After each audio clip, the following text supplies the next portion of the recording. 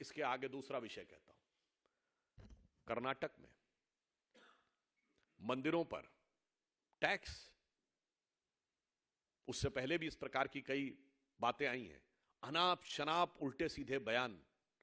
कर्नाटक के कांग्रेस के पूर्व कार्यकारी अध्यक्ष रहे और वर्तमान के पीडब्ल्यूडी मिनिस्टर सतीश जारकीहोली हिंदू शब्द को गंदा कह चुके हैं।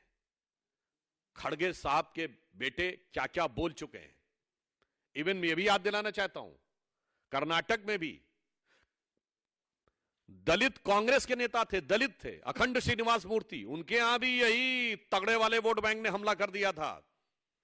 अपने नेता के लिए भी पीछे हट गए थे। वो बेचारा अपनी खुद लड़ाई लड़ते रहे, बाद में पार्टी भी छोड़ दी है। मैं कहना चाहता हूं कि जो कर्नाटक में हो रहा है और जो बंगाल में हो रहा है, उसे एक लाइन में समझिए। इरेडिकेशन ऑफ सनातन धर्म एक बयान नहीं है, एक अभियान है।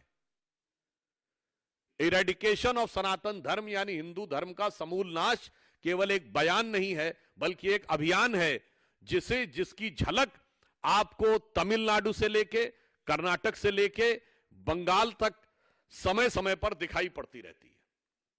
और मैं यह भी याद दिलाना चाहता हूं, बहुत से तकनीकी चीजों के बारे में बचाव लेने का प्रयास करते हैं हमारे कांग्रेस के मित्र। तो मैं बताना चाहता हूं कि जब मद्रास प्रेसिडेंसी का हिंदू इंडाउमेंट एक्ट आया था, हिंदू मंदिरों को अधिग्रहण करने का नेहरू जी के समय में, तो कोर्ट ने उसे खारिज कर दिया था और 2 बार कोर्ट ने खारिज किया।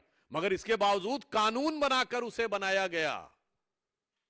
साहब, एक तरफ विचार ये है और दूसरी तरफ है वक्फ बोर्ड का कानून। देखिए साहब, कैसे तराजू पे तौला जाता है।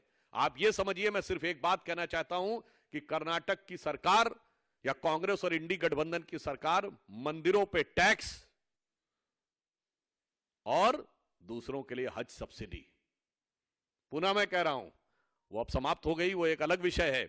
इन्होंने अपने दौर में कोर्ट से अगर क्वैश कर दिया जाए तो कानून बनाकर मंदिरों पर टैक्स लगाया, मंदिरों की संपत्ति का अधिग्रहण किया और उधर हज सब्सिडी दी।